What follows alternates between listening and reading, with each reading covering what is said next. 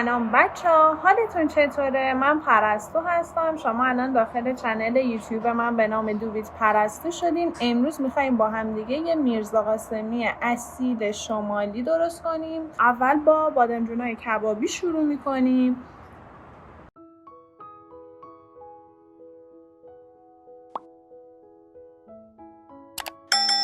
بعد از اینکه بادمجونامون کبابی شد به صورت کاملا داغ، حالا وارد آب خنک میکنمش تا پوستش به راحتی گرفته بشه. بعد از اینکه مقداری توی آب موند، حالا خارجشون میکنم و پوستشون رو میکنم.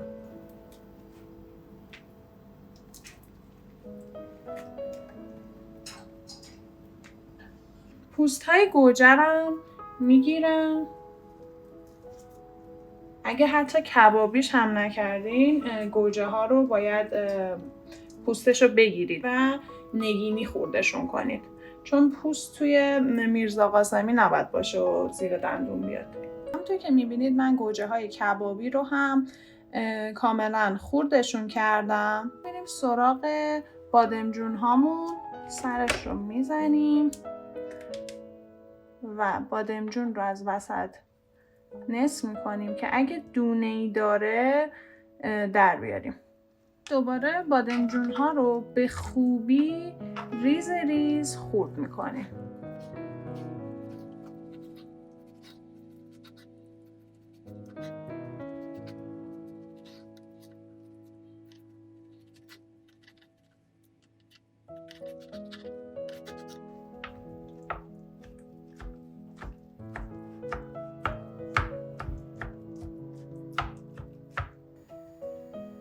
مقداری روغن به قابلمه اضافه میکنم و سیرداغی که از قبل داشتم رو اضافه میکنم. این 5 تا حبه سیر هستش و من همیشه سیرداغ آماده دارم به خاطر اینکه هر دفعه خونه بوی سیر نگیره. بعد از اینکه سیرداغ یه تفت ریز خورد، حالا برش میدارم.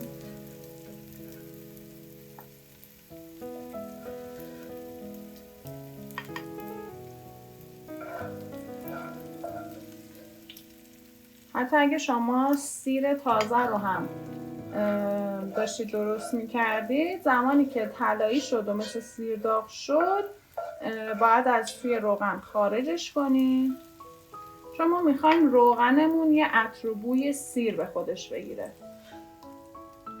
و بعد 5 تا تخم مرغ رو به روغن سیردارمون اضافه میکنم.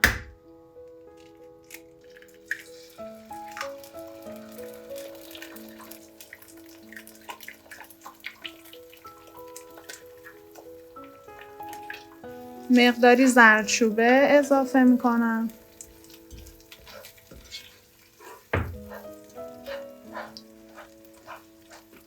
و مقداری هم نمک. تخم مرغ مقداری سفت شد، حالا برش میدارم.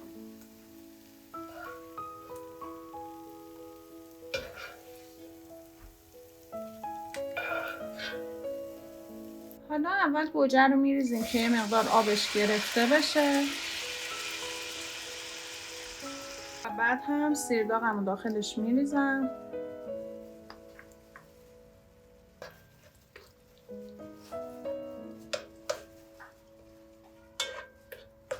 بعد از اینکه مقداری آب گوجه گرفته شد، حالا 1 قاشق رب هم بهش اضافه میکنم.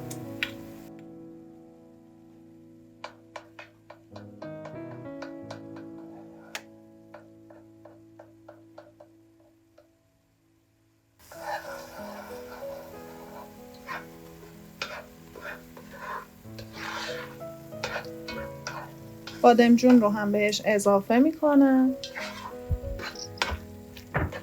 50 گرم کره هم داخلش میندازم.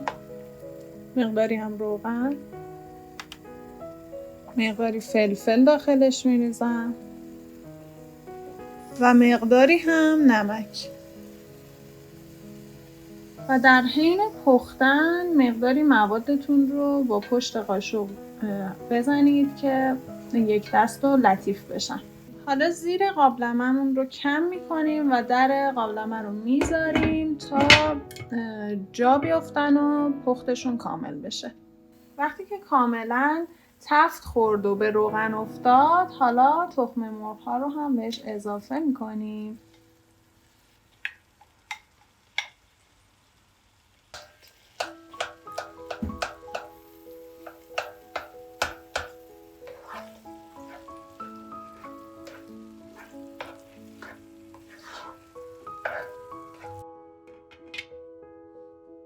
دوستای گلم، اینم از میرزا قاسمی ما که آماده شده. امیدوارم درست کنید، دوست داشته باشید و کانال من رو به نام دوید پرستو سابسکرایب کنید. علامت زنگوله رو بزنید چون که هر هفته ویدیو جدید داریم. دوستتون دارم.